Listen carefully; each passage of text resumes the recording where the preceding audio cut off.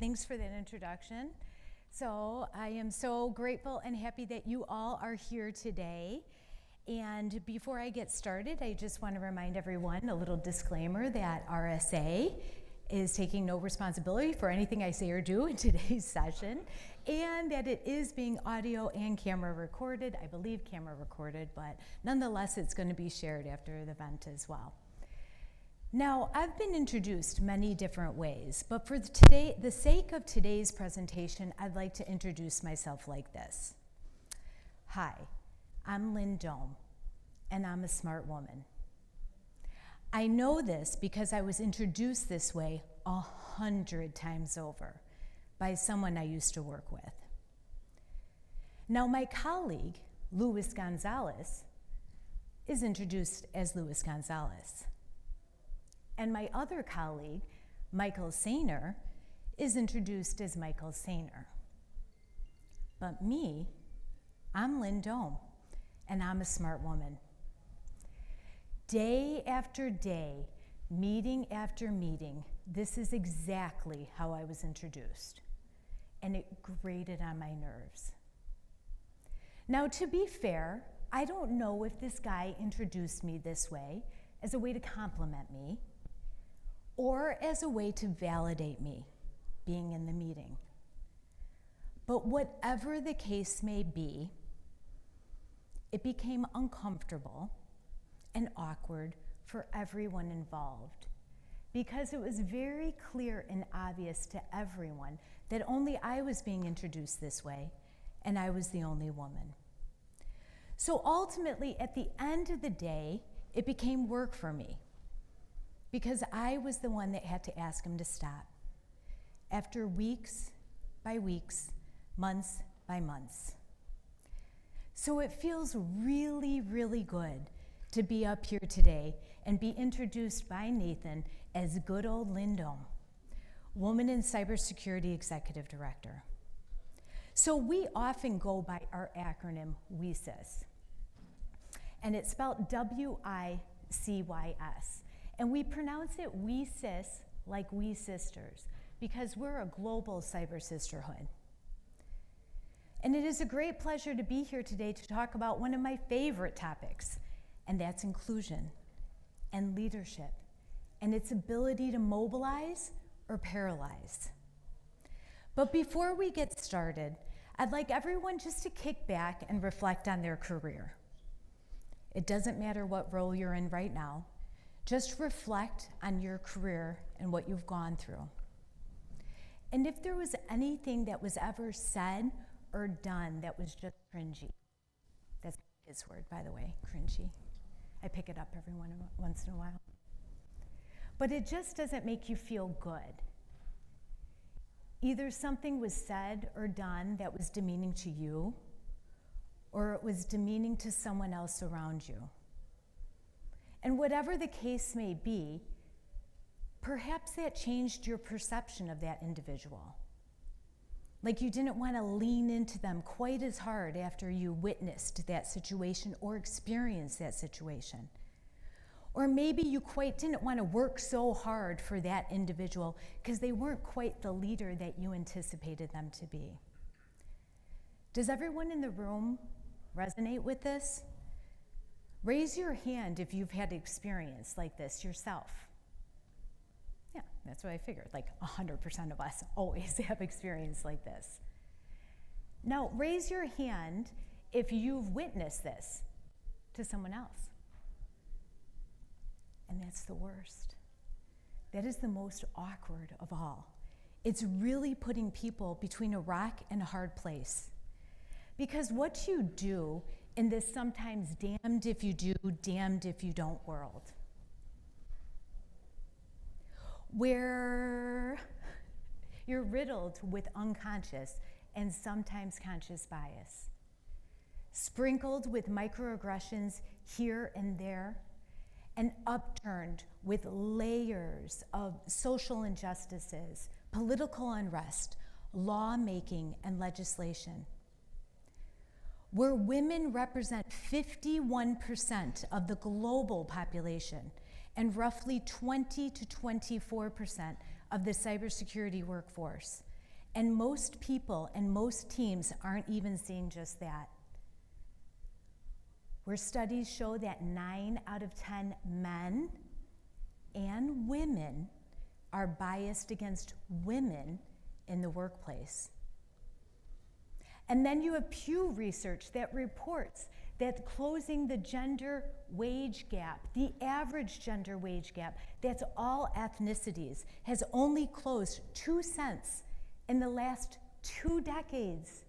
2 decades, being 80 cents in 2002 and 82 cents in 2022. DICE just reported that women make 71 cents to a comparable job in tech as a man right now. That was their research for 2024 that just reported. So what do? It's shocking to us all, I'm sure, that we're still having this conversation. How are we still here? And what are we doing different to drive the change that's needed?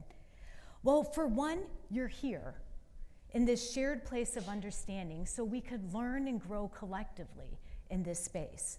And I will share a little bit with you about the Women in Cybersecurity, the WESIS organization, and what we're doing to drive the change needed.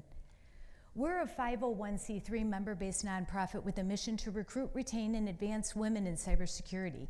We have over 9,500 members and representation in 99 countries, so we're a global organization.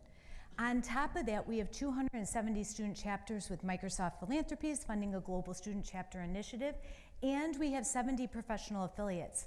So I'm executive director of the global organization. A professional affiliate is a group of cybersecurity professionals within a specific region, a corporation, or around a specialty area that has launched an extension of the WESIS organization. And they're all throughout the continents of Africa, Australia, Asia, and throughout countries like Canada, France, Ireland, Norway, Germany, the UK, and throughout the United States. We have corporate affiliates like WESIS Accenture. We have WESIS JP Morgan Chase, WESIS Lockheed Martin, WESIS MITRE, WESIS McKesson. And we have specialty affiliates around BISO, AI, critical infrastructure, cloud security, data privacy, and cybersecurity law. We have WESIS Military, Colors of Inclusion, Deaf, Neurodiversity, LGBTQ+ Pride, and so many other community efforts.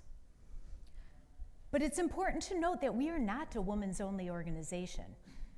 We're a community comprised of women, men, allies, and advocates that are all concerned about the critical workforce shortage.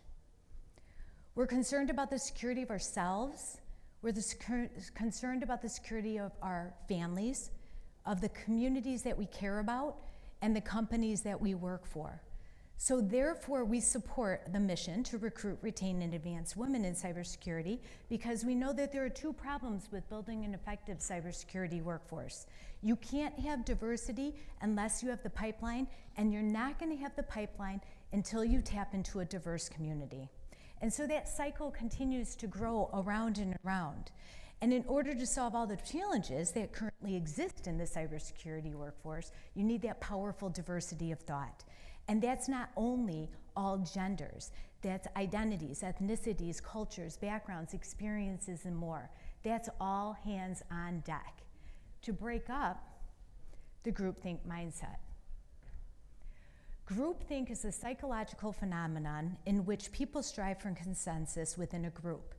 In many cases, people will set aside their own personal beliefs to adopt the opinion of the rest of the group. Evidence has shown that systemic errors are made by groups of all the same mindset. It provides the illusion of invulnerability because you do not have a diverse opinion to make you think otherwise. So everyone thinks they're correct. Does this resonate with anyone? Has folks been around this groupthink mindset? Because it sometimes shows up in strange ways. At times we could reflect and we could uncover that we're taught it through our parents, our teachers, our preachers. It could also show up sometimes as peer pressure or as conformity. But whatever the case may be, For security, it's a security risk to not have the diverse perspective that women bring to the workforce. And so since WESIS's mission is to recruit, retain, and advance women in cybersecurity, what we do is create an inclusive place where everyone belongs by providing accessibility and opportunities to cybersecurity. We layer it with mentoring and resources, we align it with our strategic partners, and we bring everyone together. And we have many different initiatives that help support that. Skill development training programs, our mentor-mentee program, conference scholarships, grants, awards, so on and so forth. If you're curious about the WESIS organization, just search on it on LinkedIn and you'll hear the stories of all the individuals that we impact ourselves. But today we're not here to be talking about the pipeline. We're here to be talking about the leaky pipe. Because we know we could recruit all we want, but can we retain? And what does advancement look like for women in cybersecurity? Especially that some studies show that the average woman steps out of her tech career at the age of 35, but yet 80% of women in STEM love what they do. So what gives? Women and underrepresented individuals are literally coached to be louder and heard. But don't you dare be aggressive. To be agreeable and accommodating, but you better also be a strong leader. And to be assertive, but don't you dare offend anyone, or else you might be perceived as calculated. And either you're a woman or underrepresented individual that's in this room that's been coached that way, or you're an individual that has coached others that way, and that's perfectly fine. We have all this information and all this teaching in our resources ourselves in our mentor-mentee program. We have 1,600 enrolled in it right now. We're changing lives with this information. It's good knowledge to have, and it's good knowledge to share. But sometimes it gets uncomfortable. It is the first day of the first semester of my daughter's junior year. Now, my daughter is 5'9", she has long brown hair, and she has a sprightly skip in her step as she steps into another all-male classroom of one of her advanced engineering courses. Now, she's super excited for the semester to begin. She beelines to the front of the classroom and sits down right in front of the podium, sets down her backpack, grabs her notebook, and is just ready to rock and roll. And the professor walks in, walks down the aisle, sets down his bag, grabs some papers, scrambles around, goes up to the podium, and then he stops. And he looks straight at my daughter. And then he looks at everyone else in the classroom. And the very first thing out of that professor's mouth was, "I will not tolerate any sexual harassment in this classroom." Now, mind you, my daughter is the only woman in the classroom. And the moment she heard those words come out of his mouth, it sent chills down her spine. Because she knew, slowly but surely, all eyes were turning to her. And she knew that everyone at that moment, including herself, was extremely awkward and uncomfortable because of it. They were likely thinking things like, now why would the professor say something like that? Has she been sexually harassed? I don't want to be the person that's accused of sexually harassing anyone, so therefore I will have nothing to do with her. If my daughter could have shrunk down in her seat any further, melted into the earth, and disappeared forever at that moment, she would have. But she persevered.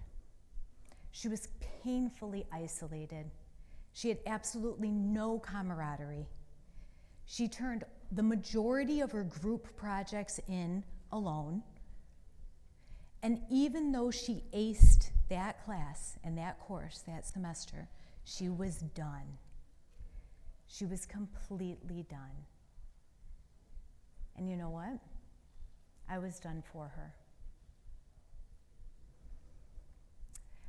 That one statement that one professor said, and that one day depleted her. It was the straw that broke the camel's back. And the engineering world today is missing a brilliant mind because of it. We know the lack of diversity is a symptom of the lack of inclusion. And as the whole world keeps talking about diversifying the workforce, we also know that sometimes in some instances, it can turn into a feel-good metric because it's a data point. People love data. It's a metric you can measure. So you can measure it, put in some initiatives, very likely early career initiatives, and you can measure it again, and if it grows ever so slightly, everyone could pat themselves on the back and job well done. But as our partner and chief scientist, Paulo from Illyria Research, has often argued for many years, is that the single-minded focus on diversity will backfire, which is what we're witnessing right now. And I'll explain why using an analogy that Paulo uses. That we know that diversity has an impact on the recruitment, the retention, the productivity, and the reputation of an organization. But unfortunately, many organizations focus on recruitment. And when that happens, what do? They partner with an HBCU or a minority-serving institution, and they recruit in, and they bring an individual in. And that when that individual comes in, their new hire quickly knows right off the bat that, gee, my direct manager doesn't know how to deal with me. And the leaders, they don't look like them, so they don't see a way up. And on top of that, when they go to the cafeteria, there's no one for them to connect to. And so what happens? What do? They leave. And then the productivity goes down because the team has to have one less individual on it. The managers have to repost the job. They have to go through the hiring tactics again in order to fill that position. And the reputation of the organization goes down. It's a cycle. And then you go right back. That lack of retention comes right back out of the recruitment dollars. Paulo also likes to use an example because this is that we were looking at the symptoms, never looking at the problem. Another example he likes to use is that if you walk into the house and it says 50 degrees Fahrenheit and it's cold, and you decide you're going to fix the problem and light a match under it. Meanwhile, all the windows and doors are open, so the house still remains cold. Because you were looking at the symptom, you're not looking at the problem. See, inclusion is so complicated, it's never talked about. You don't hear conversations about inclusion, we hear conversations about diversity. But it's complicated because inclusion is a feeling, and it's only felt when you're excluded, which doesn't feel very good. Similar to how we walk around and we don't feel our body at all during the day until you have pain, and then you feel it. Similar to how cybersecurity is always working, it's always silently working. We could not coexist in the technological world that we're in if cybersecurity wasn't always silently working until it's not. And then we hear about it. So that is why WSIS decided to partner with Illyria Research, and we wanted to quantify the experiences of exclusion to identify the state of inclusion for women in cybersecurity, because now we have data. And we could help level set the conversation with leaders with that data. Because how could we as a nonprofit organization expect leaders to have awareness on inclusion if we also know that the higher that leaders rise, the less experiences of exclusion they actually really have? So in order for us to have this conversation, it was important for data to be there. Because there's a vast difference in how leaders perceive the sense of belonging within their organizations is compared to what their employees perceive. And according to the Center Equality, Culture of Equality report, it was projected that if this gap of 68% and 36% was closed just halfway, that it would boost the global profits by 3.7 trillion US dollars. And that study was done a few years ago. So it costs money. The lack of retention is costing money. And Paulo has stated that his analysis suggests that a company that's worth $1 billion in revenue could be losing approximately $23 million annually due to the differential treatment of women and people of color. So if you're curious about your own company, you could go ahead to Paulo's website, Illyria, and he has an interactive inclusion calculator that could help you look at the costs of what actually your company is losing by not having inclusive culture and by losing its employees through the lack of retention. So when we started this journey, it just so happened to be at the beginning of 2023 where we piloted this study. It's the first study of its kind. We haven't seen any others in cybersecurity. And it came out at a really timely time because at that moment, Gartner was predicting that by 2025, 50% of all cybersecurity leaders will be leaving their jobs. Gartner also predicted last year that 25% of that 50% will be leaving cybersecurity altogether. So we know we're at a critical workforce shortage. We also know that retention is not there. So the State of Inclusion Assessment, we did a benchmark report and we had over 1,200 experiences submitted by 1,000 participants. 900 of those were shareable experiences, and we had a participation rate of 35% men, 65% women. And we took the aggregate average and we created the benchmark report. And it got a lot of media attention. It was really interesting to the media because there was no other study of this kind. And there was a lot of good data there, and I'm going to touch on those key findings and takeaways in just a moment. So there were some things that they were of no surprise to us. So women identified sources of exclusion stemming from leadership, managers, 38% peers, and almost 10% policies. And that's basically across all industries. That's why the old saying goes is that people don't quit their jobs, they quit their managers. We've been hearing that for years and years and years. And what was also not of a big surprise to us is that women experience exclusion 2 times higher at a rate than men. That's of no surprise to me. I'm sure that's of no surprise to you all here. But what was really interesting is that women experience exclusion 5 times more likely from their direct managers and their peers. So now we're getting some really good information, and that's something that we need to pay attention to. And then there were stories behind the numbers. There's common themes that started showing up. One of them being gender bias, which a woman participating in the study shared that after introducing myself, I had individuals asked to speak to the guy that works in IT instead of me. We've all also likely have experienced that or witnessed that ourselves.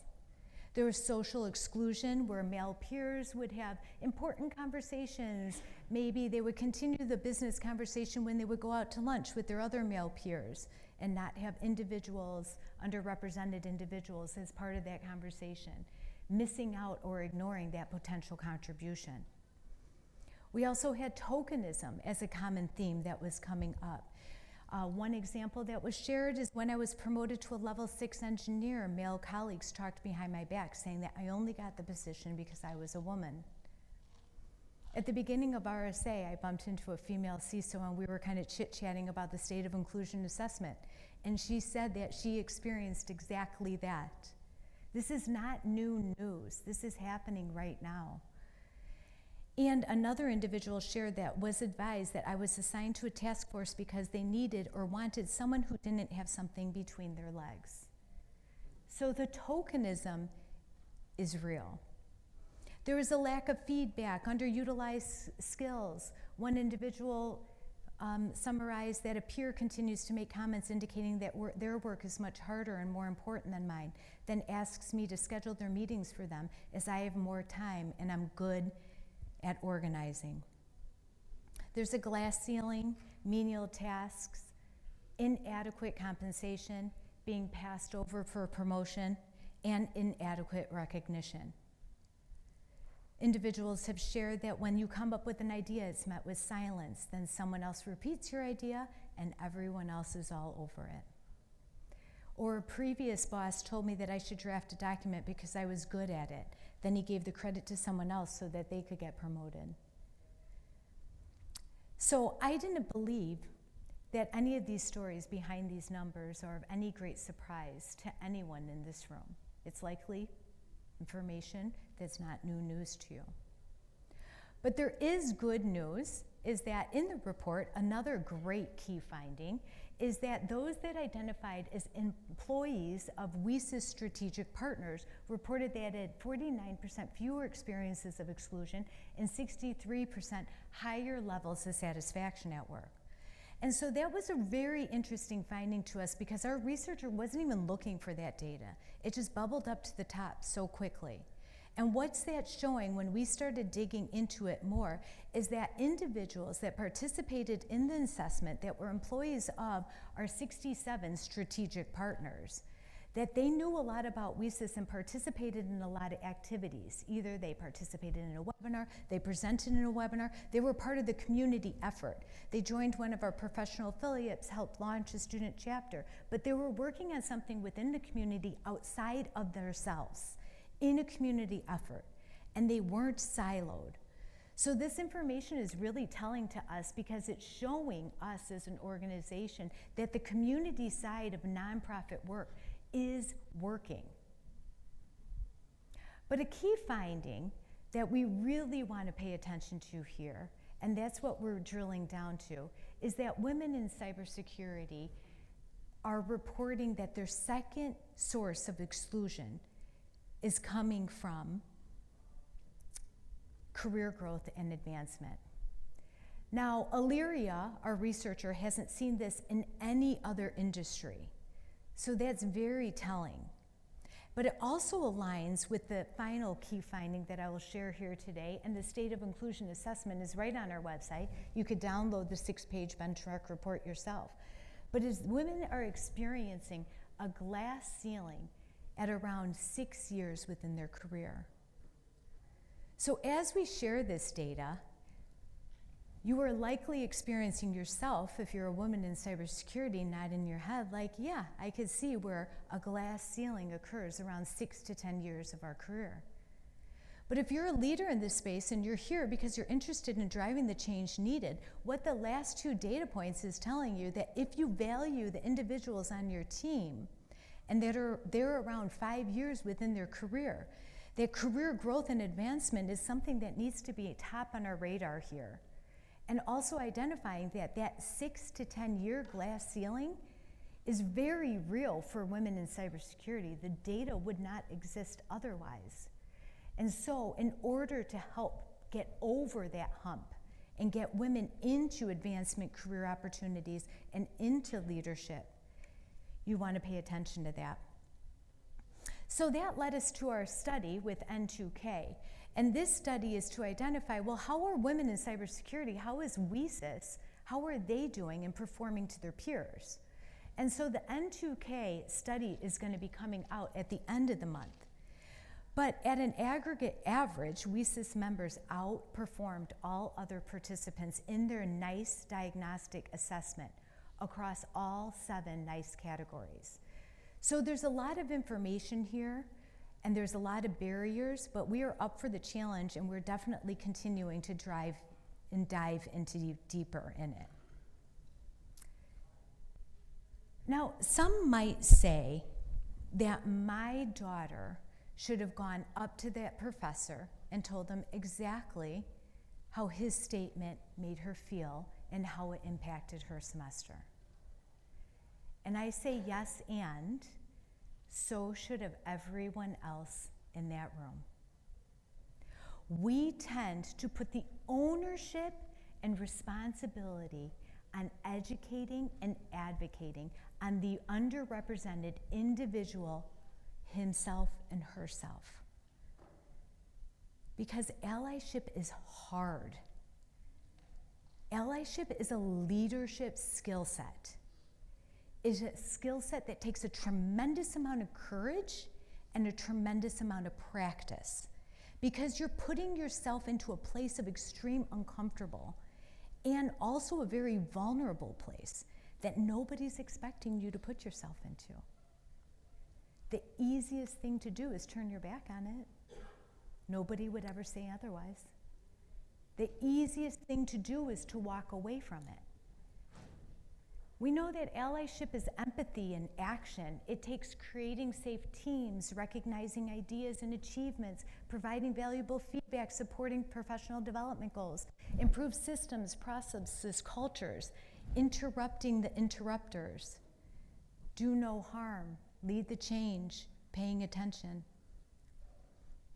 And WeSys has an incredible amount of resources on our website to help you through this journey, because we ourselves continue to learn and grow. And when we learn and grow, we lean in on our community to develop resources that are helping everyone on the journey of what does it take to create an inclusive culture, and how can we lead the change that's needed. And those resources include inclusive mentoring and how to be an ally for women in cybersecurity and inclusive leadership. Now, I share this with you so that no one in this room becomes the moderator that only looks at his watch when the senior cybersecurity panelist, that just so happens to be a woman, is speaking. I share all this with you so you're not the manager that puts the new hire's headshot on the leadership slide deck and labels it diversity hire.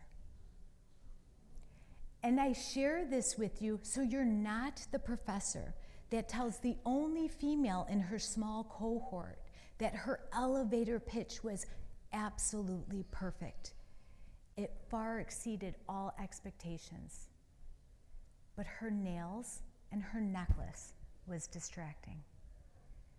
And I share this so you're not the forever dreaded person that makes the assumption that mothers have less career aspirations and growth in their career, professional advancement desires as anyone else.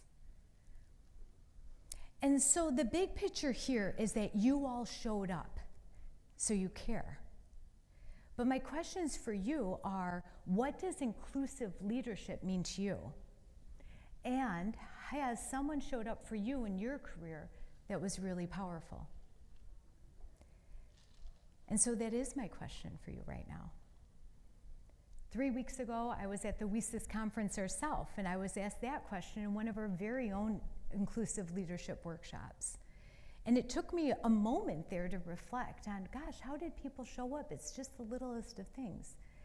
And I remember that a board member, when the pandemic started, all these intakes of many different virtual commitments started coming in, and presentations and media engagements, and it became very overwhelming. But she had the vision and the foresight to see that this was confusing, a new landscape for us. And so she just joined forces, and we started tackling all these commitments and speaking engagements together. But it was that very little act of just recognizing and paying attention and stepping into the space that was so helpful for me to kind of navigate through that challenge. But I'm sure we've all had experiences of someone showing up for us in our career that was powerful. So would anyone like to share? There's mics in the middle of the room.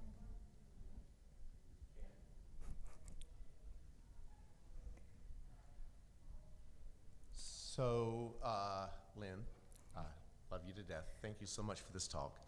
I would say that in 1999, I had the opportunity to stand up in front of all of the center directors and the CIO of the agency for NASA, and I was not doing a great job at a presentation on how to secure basically a worldwide network. And two gentlemen stood up in the back row, Bernie Tamardi and Owen Johnson. Both of them stood up and said, "Sean's got this." And when they did that, all questions ceased. So I do everything I can to be them in those moments. That's awesome. And you are. Anyone else? Has someone showed up powerfully for you? Nobody? I can talk about a time where somebody showed up, I think, for a lot of different people. So recently I was working on my capstone, and as part of our midterm presentations, we had to do a practice presentation with a bunch of professors. And the first day, there was this one professor in particular who was really just kind of going after people. And there was this one girl in particular, he made fun of the way she talked. On this call, in front of like 50 plus students and other faculty. And there wasn't anything substantive about, his comment. Nothing about, the content of her presentation or really like the delivery. It was just, you sound like a Valley girl. You sound too feminine. And I remember myself, I knew I had to do this presentation the next day, and I was terrified. I was like, I don't want to give this presentation in front of this professor who I already knew had a reputation. Mm-hmm. And fortunately, there was another student who's in the cohort, part of the Army, and he sent that professor an email saying, what you did was not okay. The way you treated her and called her out in front of all those people was inappropriate. And the next day when I gave my presentation and the other students gave theirs, he didn't say a single word about somebody's appearance or the way that they spoke in the ways that he had in the day before. So that, that really demonstrates the impact that others can have, and not just for one person, but for a whole group of people who are going through the same thing. That's amazing. Yeah, good for you. Good for that individual that sent that email. Yeah, it was wonderful. That's amazing. Thank you for sharing. I'll refrain from naming names to protect the innocent. But as a member of WESIS, there was a particular individual when I first joined that saw something in me that I didn't see, and she asked me to come to the conference and speak to the strategic partners about my story. And I didn't think that I had anything to say. And at that point, that's when I knew I had my home, but I actually had not only an ally, but also a mentor. And I will forever be appreciative for her for that. Thank you for sharing that. Yes, please.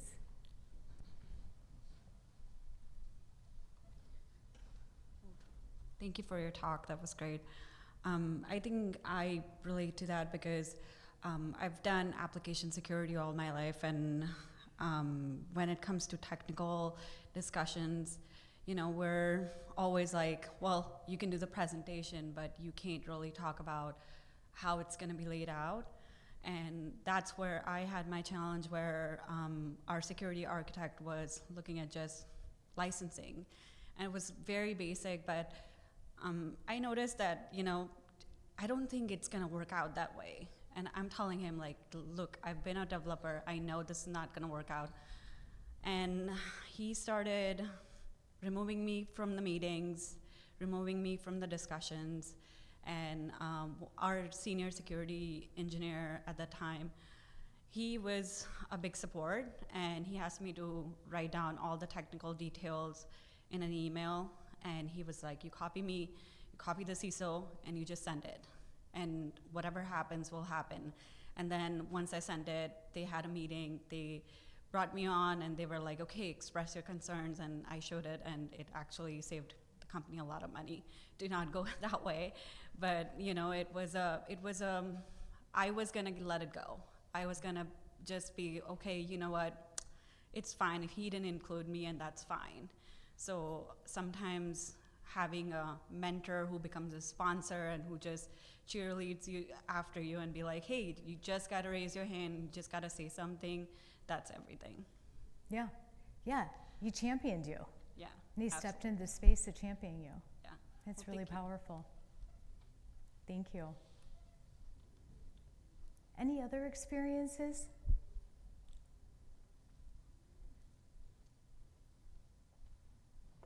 So I am the CISO that Lynn initially mentioned, that who was facing issue with her immediate manager and manager are working against, right? But did have pleasant experience early on when I did not know I wanted to be a CISO or a leader in the cybersecurity industry. I was a director of cybersecurity when I joined my organization, and then a couple months into the role, the current CISO was on his way out of the organization. So they were planning to find deputies to kind of, give them a test and see how it goes before actually appointing the CISO for the company. So I had this woman executive leader that vouched for me, and she literally argued in a room full of executives for me, and I was not even, I had never asked her to mentor myself or even champion for me, right? So that was a godsend champion for me without even asking for one, right? And she made sure that I was represented to the point that she was ready to take the bet on me, because she had literally listened to me in just 2 meetings. And then that was enough for her to gauge or to kind of be that support voice for me. That's amazing. Well, now you, in your CISO role, how do you create that inclusive leadership style? How do you emulate that?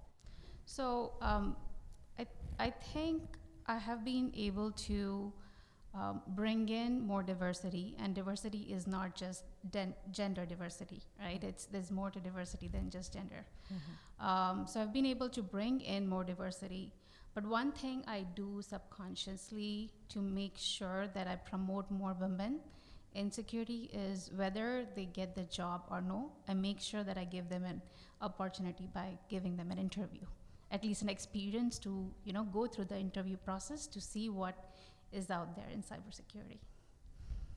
That's great. Would anyone else like to share? I mean, are there leaders in this room? How many of you are leaders, managers? So what does inclusive leadership, what do you perceive as inclusive leadership? What is your style? What do you do? Can you share? Sure. I don't think you need to. I think it's just calling on everybody in the room, right? Being very intentional to give everybody a voice. Yeah. Yeah, that's really important. My favorite thing with the allyship resources is allyship is empathy in action, but is to interrupt the interrupters. That's one of my favorite, because nobody wants to interrupt the interrupters, because the interrupter is always so aggressive about interrupting. And then when you're in the thick of being interrupted, you're like depleted and like, oh my God, this person is interrupting me again. But then also when you're on the outside seeing it, the interrupter just doesn't shut up. It's like you're constantly like, how are you going to interrupt the interrupter if they don't ever shut their mouth to even listen? Like they are so far from even getting it. But to be able to say things like, all right, so-and-so, we're going to let this individual finish their thought, and then we'll get to your point in just a moment. And after a while of repeatedly doing that and interrupting the interrupter, normally it starts calming that storm down. But that's a really hard thing to do too, but I love your point about being very intentional and calling on everyone in the room and have active contribution. Yes? On that, one of the things that grew organically in our organization has been really championed by our ERG leaders. Simple things. Raise your hand on Zoom, right? Take a second. Hey, so-and-so's had their hand up for a while. Or I'm going to call on you. You have something to say. Little things like that self-reinforce. And all of a sudden you have something to say. You get a chance to say it. If someone's going on too long, hey, someone's had their hand up for a while, can give them a chance to speak. Just gives the opportunity. Yeah. I love the hand raise feature on Zoom and Google Meet. It's very helpful to help cue that up. That's great. Yes? I try to pay a lot of attention to the nonverbal cues that people have in meetings. Is like one of the things that I do. So if I see someone have like a facial reaction to something that was said, like maybe I'll ask them about it, depending on my relationship with that individual. Like maybe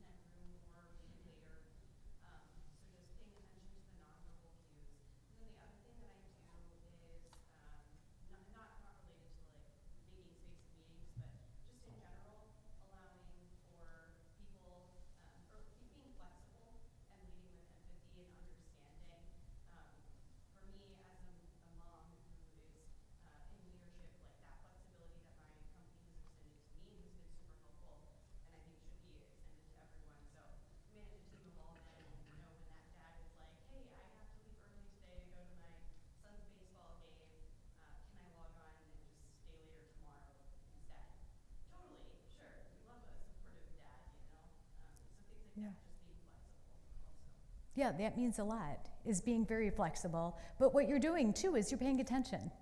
You're paying attention to people's needs, and it's just as easy as that, is just paying attention to their facial expressions, to their needs, being flexible and nimble for what that team needs. So then, one thing, and this probably speaks more to just inclusivity, but one thing that I'll do as I'm mentoring new team members as they come on board with our team is I talk about, if you're invited to a meeting, you are there to provide feedback. I don't invite people to meetings to just be there to pay attention to what everyone else is saying. You're there because I want to hear what you have to say. And that helps defeat some of the imposter syndrome that some of the people that we've hired have run into in their past. And so that's something that I find in my mentoring, that like you belong. Yeah, It's my word. It's you belong. I like that, Sean. We're going to have to use that. We have to use more of that, is to create that inclusive conversation as we're bringing people into the meeting, to know that it's meaningful and impactful for the team, for their contributions to be there. Because what we're doing is building teams for that creativity and that innovation, and to keep that space, to keep the retention going strong. So, well, I know that we're at time right now, but RSA has us do the supply side.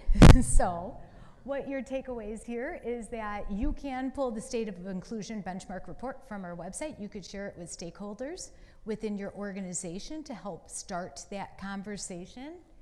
Other things is that we have inclusive resources. It's about paying attention, bringing allyship to action. I think the folks in the audience really shared some great examples that we could all utilize each and every day, starting now.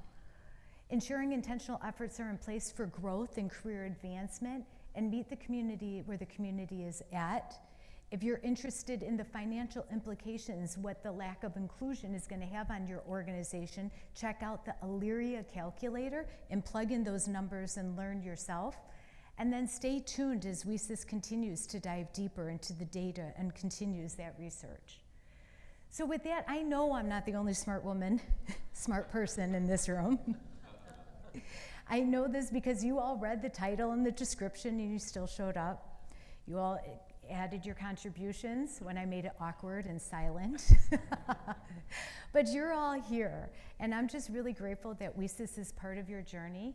But the question I always have for ourselves is, how is this information that we learned here today, how are we going to show up as better versions of ourselves because of it? So I'm really grateful for you all, again, showing up and being those better versions of ourselves going forward. So thank you.